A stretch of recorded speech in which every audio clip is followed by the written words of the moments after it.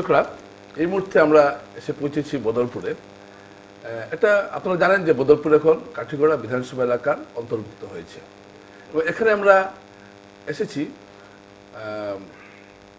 কমলাক্ষ দেবপ্রকাশের কাছে। কমলাক্ষ দেবপ্রকাশের পরিচয় আপনাদের দিতে হবে বলে মনে হয় না। তিনি উত্তর করিমগঞ্জের তিনবারের বিধায়ক এবং এখন তিনি কাঠিগড়া বিধানসভা আসনে তিনি তার অবস্থান করছেন এবং তিনি, আপনারা সবাই জানেন যে তিনি এখানে বিজেপির টিকিট প্রত্যাশী এবং তিনি কাঠিগড়ায় আসার পর কাঠিগড়া রাজনীতিতে একটা আলোড়ন সৃষ্টি হয়েছে, এটাও আপনারা জানেন।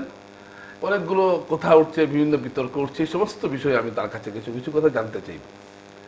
আচ্ছা, প্রথমত আমি সরাসরি আপনাকে একটা প্রশ্ন করছি যে আপনি কাঠিগড়াতে, এই যে আপনি কাঠিগড়াতে কাজকর্ম করছেন, আমরা দেখছি যে মুখ্যমন্ত্রী বিভিন্ন প্রকল্পের কাজ আপনি করছেন, এই সমস্ত কাঠিগড়াকে আপনি কেন বেছে নিলেন?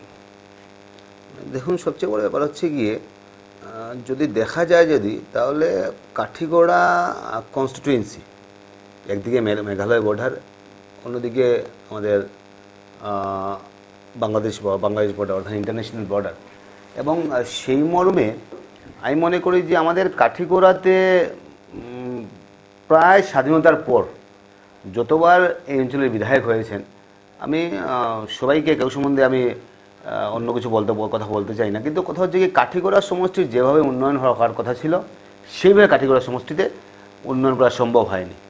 এবং বর্তমান সময়ে আমি মনে করি মাননীয় মুখ্যমন্ত্রীর সদিচ্ছা এবং মুখ্যমন্ত্রীর যে কাঠিগড়া নিয়ে যে একটা ভাবনা, যেটা কাঠিগড়া সমষ্টিটাকে আর এগিয়ে নিয়ে যাওয়ার জন্য একটা পরিকল্পনা, এবং মুখ্যমন্ত্রী মহোদয় বলেছেন যে কাঠিগড়া সমষ্টিতে একটু ধ্যান দেওয়ার জন্য যাতে অঞ্চলের ডেভেলপমেন্ট ত্বরান্বিত হয়। আপনাকে বলেছেন? হ্যাঁ, একটু ডেভেলপমেন্ট যাতে ত্বরান্বিত হয় বর্তমান প্রেক্ষাপট, বর্তমান পরিস্থিতিতে, সেই মর্মে আমরা মুখ্যমন্ত্রীর ইনস্ট্রাকশন, এবং আমি মনে করি যে বর্তমান সময় এই অঞ্চলটাকে কীরকম আমরা এগিয়ে নিয়ে যাব। এখন আপনারা বলবেন যে ধরে নিলাম সেখানে বিরোধী দলের এমএলএ, আপনি সেখানে গিয়ে মুখ্যমন্ত্রী মধ্যে দিয়ে থাকেন যে শাসক দলের এমএলএ, যে হয়তো বা আপনি তো দলে যোগদান করেননি, একটা প্রশ্ন আসতে পারে। তো কথাটা হচ্ছে গিয়ে আমি কোন দলে আছি, আমি কোন দলের হয়ে কাজ করছি, সামনের দিন কি হবে সেটা আপনিও জানেন, আমারও জানা আছে। তাই সময়ের কথা সময় হবে, সময় তার উত্তর দেবে, কিন্তু বর্তমানে কাজ করাটা হচ্ছে কি মুখ্য উদ্দেশ্য। দেবপ্রকাশ বলছেন কাজ করাটা মুখ্য উদ্দেশ্য, কিন্তু আমরা দেখতে পাচ্ছি কমলাক্ষ দেবপ্রকাশ কাঠিগড়া আসার পর অনেকগুলো কথা উঠে আসছে এবং তিনি, আমি তাকে সরাসরি জানতে চাইব। প্রথমত কথা উঠছে যে আপনি যে কথাটা একটু আগে আনলেন, যে আপনি তো এখন বিজেপি দলেই যোগদান করেননি। একজন অনেকেই বলছেন যে আপনার থেকে প্রশ্নটা নাকি উঠেই না, কারণ আপনি এখনো বিজেপি দলে যোগদান করেন। এই যে প্রশ্নগুলোকে আপনি কি দৃষ্টিভঙ্গিতে দেখছেন? আপনি তো আমাকে একটা স্টেটমেন্ট দেখাতে পারবেন না, যে একটা স্টেটমেন্ট দেখান আপনি যে বিজেপি থেকে বা আমাকে এখানে প্রার্থী করা হবে। আমি তো সেই কথা বলিনি। আমি কোথায় বলেছি নাকি? আমি তো কোনো জায়গায় এই কথা বলিনি। ব্যাপার হচ্ছে গিয়ে কাজকর্মে যদি ডেভেলপমেন্ট হয় তাহলে কেন করে গাত্র দেওয়া হবে?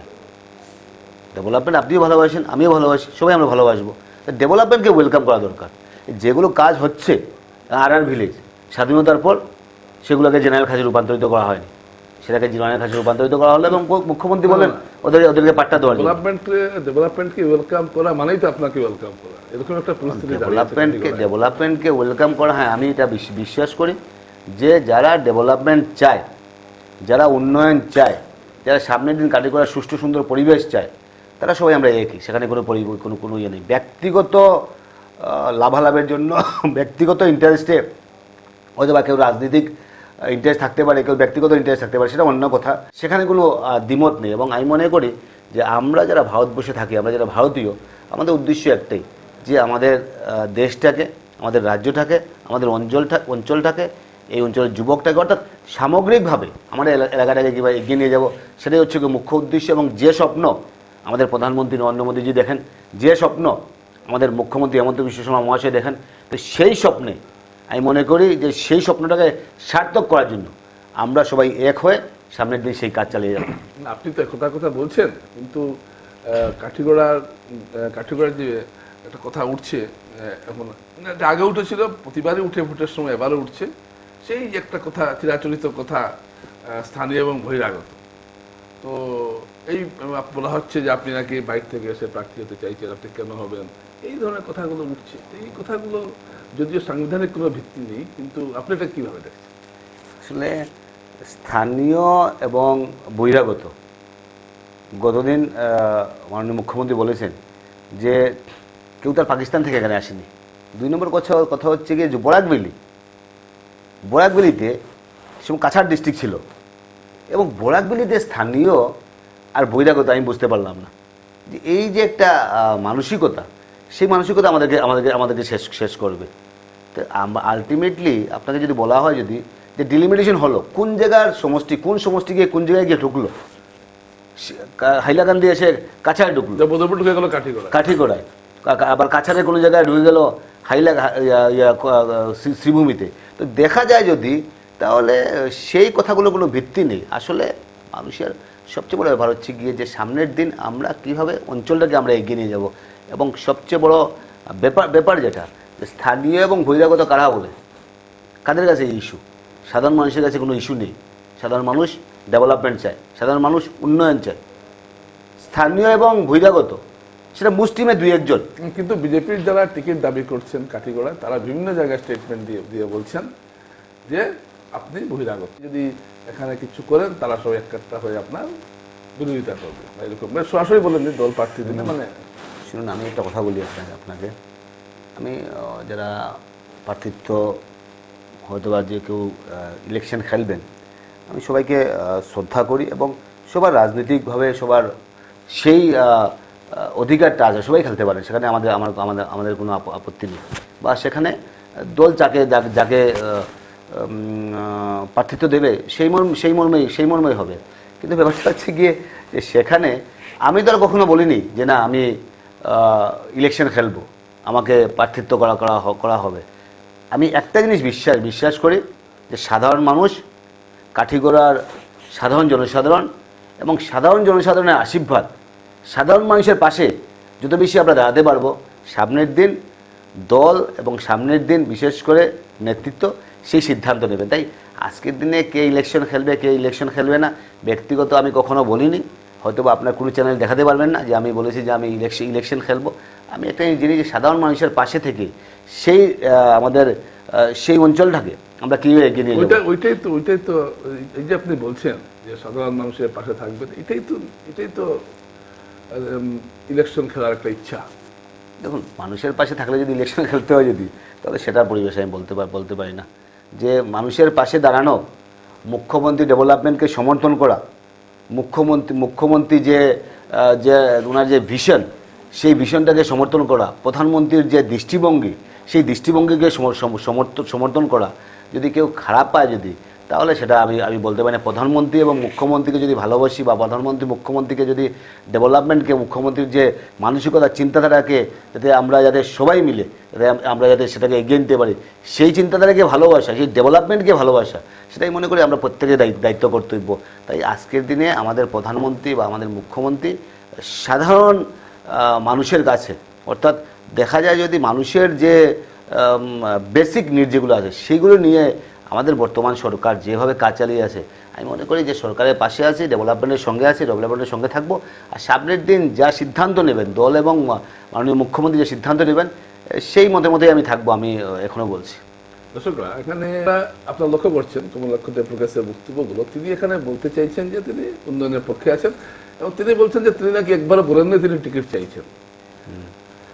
এই যে এটা তার একটা কৌশলগত রাজনৈতিক অবস্থানও হতে পারে যে তিনি হয়তো চাইলেন না, বা তিনি হয়তো বিজেপিতে যোগ দেওয়ার পর অফিসিয়াল ভাবে টিকিট চাইবেন। কিন্তু আপনি অফিসিয়াল হোক আনঅফিসিয়াল হোক, আপনি যে টিকিট প্রত্যাশা, সেটা মোটামুটি সারা কাঠিগড়া, সারা বরাক, সারা আসাম জানে। এই বিষয়টাকে আপনি কিভাবে দেখেন? দেখুন, 3বার বিধায়ক হয়েছি, উত্তর করিমগঞ্জের মানুষ আমাকে বিধায়ক বানিয়েছে।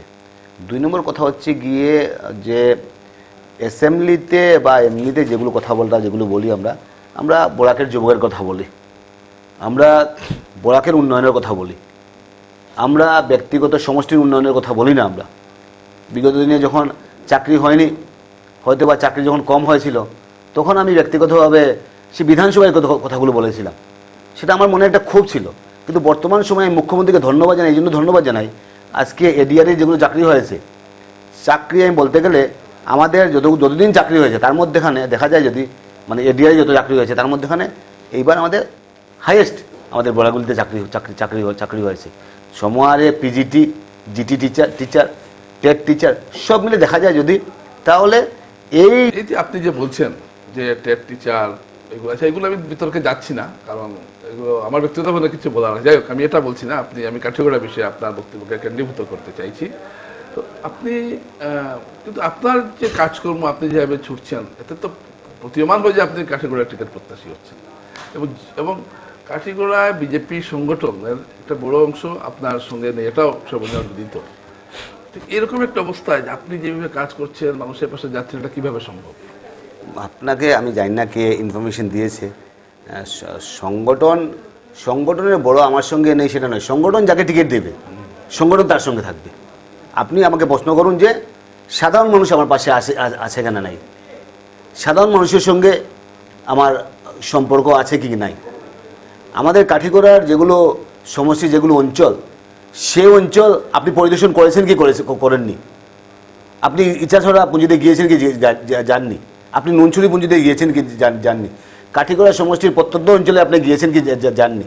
সেটা আপনি প্রশ্ন করুন। সবচেয়ে বড় ব্যাপার হচ্ছে গিয়ে যে সংগঠন দল যাকে টিকিট দেবে এবং দল টিকিট দেওয়ার রাইট, এটা দিয়ে হচ্ছে মাননীয় মুখ্যমন্ত্রী বলেছেন যে survey report, on the basis of survey report, সাধারণ মানুষ কাকে যাচ্ছে এবং দল আলটিমেটলি সাধারণ মানুষ যাকে যাবে দল নিশ্চয়ই তার সঙ্গে থাকবে। তাই দলের ঊর্ধ্বে আমরা কেউ নয়, দল যে সিদ্ধান্ত নেবে, আমি তো এখনও বলছি, দল যে সিদ্ধান্ত নেবে সেই সিদ্ধান্ত আমরা মানব। সময়ারে আমি আপনাকে বলছি একটা কথা, ক্লিয়ার কথা একটা, যে আজকের দিনে দেখা যায় যদি, তাহলে যখন কাঠিগড়ার কথা বলা হচ্ছে, আমি ব্যক্তিগতভাবে বিশ্বাস করি যে সবসময় বিধানসভায় যখন কথা বলেছি বরাক সম্বন্ধে কথা বলেছি, যখন কথা বলেছি বরাকের যুবক যুবতীর কথা বলেছি, বরাকের মানুষের আর্থসামাজিক উন্নয়নের কথা বলেছি, এবারও বলেছি বরাকের 45 লাখের মানুষের সমস্যা সেটা কীভাবে সমাধান করা যায়।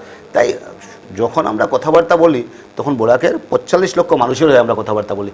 তাই আমি মনে করি যে কাঠিগড়া বলুন বা যেখানেই বলুন, ব্যক্তিগতভাবে বরাকের ভালোর জন্য, অর্থাৎ এই সার্বিক অঞ্চলের ভালোর জন্য যা করণীয় দরকার আমি করব। তার জন্য কে আমাকে খারাপ পেল, কার চোখে আমি চক্ষুশীল, সেটা বড় কথা নয়, কিন্তু কথা হচ্ছে গিয়ে যে সবাইকে আমি শ্রদ্ধা করি। আমি হয়তোবা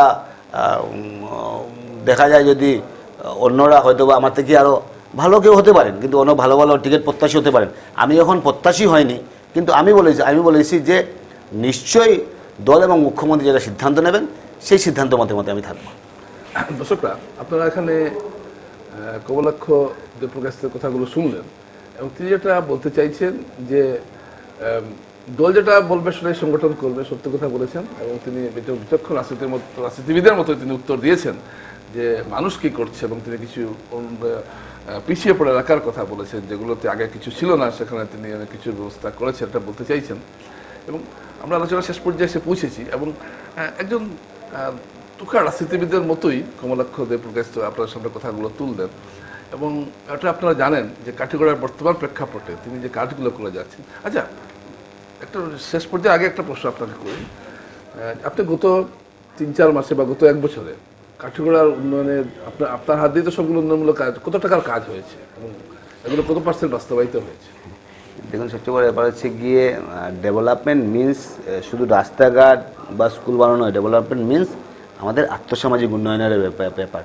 এবং আমার জীবনে আমি সবচেয়ে বড় খুশি, কারণ দেশ বিভক্ত হয়েছিল, পার্টিশন ভিকটিম, আমরা দেশভাগের বলি হয়েছে, এবং কী জন্য এই দেশ থেকে এখানে এসেছি, কাদের যন্ত্রণা এখানে এসেছি, সেটা আমাদের আর বলতে হবে না, বা এই জায়গায় বলতে চাই না। কিন্তু একটা সম্প্রদায়ের মানুষের যন্ত্রণার জন্য যে এখানে এসেছি, এখানে এসে আমরা বসতি স্থাপন করেছি, সেই সময় যখন আর ভিলেজ অর্থাৎ বিভিন্ন জায়গায় আমাদের মানুষকে সংস্থাপিত করা হয়েছিল, সেই জায়গার পাট্টা দেওয়া সম্ভব হয়নি, এবং সেই ভিলেজগুলোকে করে রাখা হয়েছিল। মুখ্যমন্ত্রী সেখানে আরআরকে উদ্যোগ করলেন এবং বললেন জেনারেল খাসে রূপান্তরিত করে, বললেন যে জায়গায় আছে সেই জায়গায় পাট্টা দেওয়ার জন্য। সেটা একটা আমি মনে করি একটা আমার জীবনের একটা বিরাট বড় একটা প্রাপ্তি। আমি ধন্যবাদ জানাই মুখ্যমন্ত্রীকে। এই ধরনের আমি একজন বিধায়ক হয়ে হয়তোবা এই কর্মযজ্ঞে আমি নিজেকে সামিল দেখতে পেরেছি। এছাড়া আপনি যদি বলুন যে কত টাকার কাজ হয়েছে, আজকে অডিটোরিয়ামের জন্য 12 কোটি টাকা স্যাংশন হয়েছে। আজকে মিনি স্টেডিয়াম 11,37,00,000 টাকা স্যাংশন হয়েছে। এছাড়া রাস্তাঘাট স্যাংশন হয়েছে, অনেকগুলো জিনিস স্যাংশন হয়েছে, তাই আমি মনে করি যে বিশেষ করে এইগুলো sanction it's a continuous process এটা। এবং আমি মনে করি সামনের দিন যাতে এইভাবে কাজ আমরা চালিয়ে যাই, যেভাবে উন্নয়নের স্রোত বলতে পারি আমরা, উন্নয়নের জন্য যে একটা পরিবেশ সৃষ্টি হয়েছে, সেই পরিবেশ যদি সবাই মিলে আমরা সৃষ্টি করতে পারি এবং মাননীয় মুখ্যমন্ত্রী হেমন্ত বিশ্ব শর্মা মহাশয় আবারও যখন চিফ মিনিস্টার হবেন, তখন আমি বিশ্বাস করি যে কাঠিগড়া সমষ্টিতে একটা নতুন দিগন্তের একটা সূচনা হবে এবং এই কর্মযজ্ঞে আমরা সবাই সেটার মধ্যে সামিল থাকবো। দর্শকরা, শেষ প্রশ্নটা কমলাক্ষ দেবপুর কাছ থেকে আমি করতে যাচ্ছি, সেটা হলো যে কাঠিগড়া দিয়ে আপনার ভবিষ্যৎ পরিকল্পনা কি আছে? দেখুন, শুধু কাঠিগড়া নয়, সমস্ত এই বৃহত্তর অঞ্চল বরাক ভ্যালির উন্নয়ন সাধিত হোক। কাঠিগড়া অঞ্চলের বিগত স্বাধীনতার পর আজকে থেকে প্রায় অনেকজনই বিধায়ক হয়েছেন, 15 জন বিধায়ক হয়েছেন। কাঠিগড়া একটা আমাদের অডিটোরিয়াম নেই, একটা মিনি স্টেডিয়াম নেই, একটা ভালো আইবি নেই, অনেক সমস্যা। তাই ইনফ্রাস্ট্রাকচারের দিক দিয়ে দেখতে গেলে আমাদের একটা মানে এই অঞ্চলটা মানে আসামে আছে যদিও, কিন্তু এই অঞ্চলের অবস্থাটা খুবই খারাপ। আমি মনে করি যে মাননীয় মুখ্যমন্ত্রীর সুনজর পড়েছে এবং আমি মনে করি যে আমাদের সাব ডিস্ট্রিক্ট সমজেলা স্থাপন করার জন্য ইতিমধ্যে আমি বিধানসভায় বলেছি, মুখ্যমন্ত্রীকে বলেছি, সমজেলা হোক, কালাইনকে মিউনিসিপ্যালিটি করা হোক, আইবি হোক, একটা পরিবেশ সৃষ্টি হোক, যাতে আমরা বলতে পারি যে না আমাদের সমষ্টিতে বা আমাদের কাঠিগড়াতে এই জিনিস আছে। সমরে বরাক ভ্যালির যুবক যুবতীর যাতে একটা নূতন ভাবনা, নূতন চিন্তাধারা এবং যেভাবে বিশেষ করে চাকুরি হচ্ছে, আমরা চাই ইন্ডাস্ট্রিয়াল ডেভেলপমেন্টের মাধ্যমে বাকি যেগুলো যুবক যুবতীরা আছেন ওনাদের যাতে কর্মসংস্থানের ব্যবস্থা হয় এবং চাকরির মাধ্যমে সামনের দিন 2 লক্ষ চাকরি দেওয়া হবে। সেই 2 লক্ষ চাকরিতে সমহারে যাতে আমাদের এই অঞ্চলের যুবক যুবতীরা যাতে চাকরি পায়, সেটাই কামনা করছি। অনেক ধন্যবাদ।